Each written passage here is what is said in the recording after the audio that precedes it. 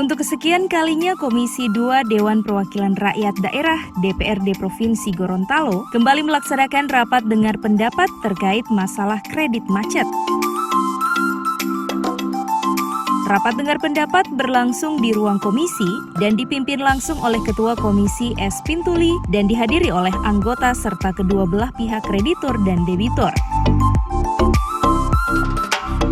Adapun pokok permasalahan yang diselesaikan bersama tersebut, yakni debitur yang memiliki usaha kandang ayam kampung, tapi sudah tidak mampu lagi membayar pinjaman atau kewajibannya, dikarenakan usaha dari debitur tersebut sudah gulung tikar atau bangkrut. Sementara untuk mengembalikan pinjaman, pihak debitur hanya mampu mengangsur sebesar Rp300.000 dari gaji yang didapat sebagai tukang bersih di salah satu dinas yang ada di Kabupaten Bone Bolango. Hanya memberikan satu kesimpulan untuk menyelesaikan nasabah ini dengan permohonan, karena memang dilihat dari kemampuan debitur ini hanya tinggal Rp300.000 per bulan, sementara total pinjamannya begitu banyak. Dengan diskusi tadi harapannya ini bisa dimohonkan untuk dikurangi agar supaya debitur ini mampu membayar sesuai dengan kemampuannya, dan ya minimal hanya tinggal pokok dibayar, tapi kami tidak mengambil kesimpulan itu karena memang kami lihat nasabah ini sudah tidak punya usaha apa-apa lagi. Usahanya kandang ayam sudah bangkrut, sudah tidak ada lagi. Sementara jaminan yang mereka tinggali, kalau misalnya itu dijual, mereka akan kemana? Jadi olehnya kami memberikan satu kesimpulan untuk bermohon agar supaya sesuai dengan kemampuan bayar daripada debitur ini untuk melunasi pinjaman yang ada di Bank Mandiri dan dianggap sudah selesai.